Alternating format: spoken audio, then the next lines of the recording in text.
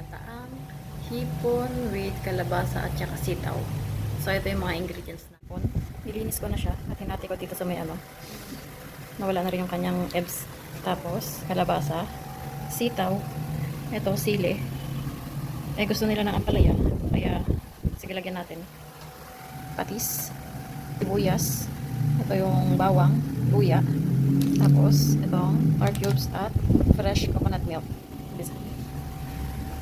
Yan po. Umpisa na natin. On yung ating Hindi pa nabubuksan yung ating kalan. Ito yung pangalawang gata.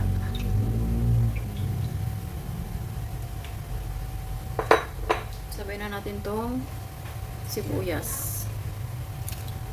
Yung bawang tsaka yung at yung luya.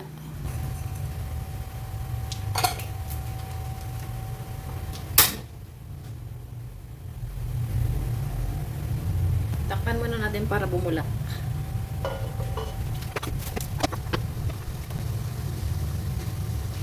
Kumulo na, haluin natin. Kasi titigas siya. Halo-haluin lang natin ng halo-haluin.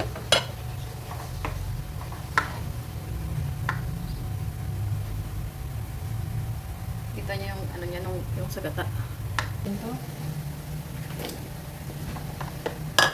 Hanggang sa maluto.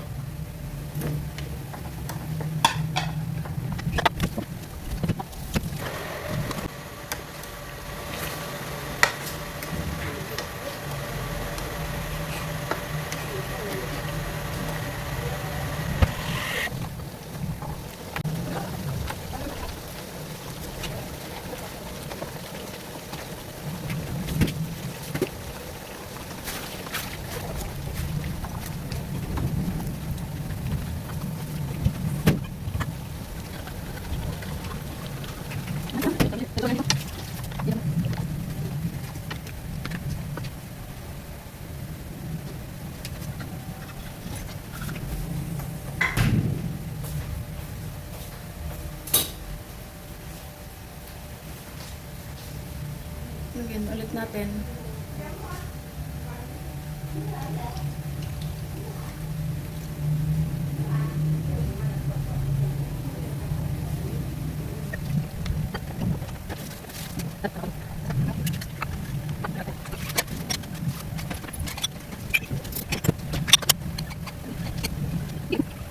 Diyan pala yan. Huwag mo na lang ito.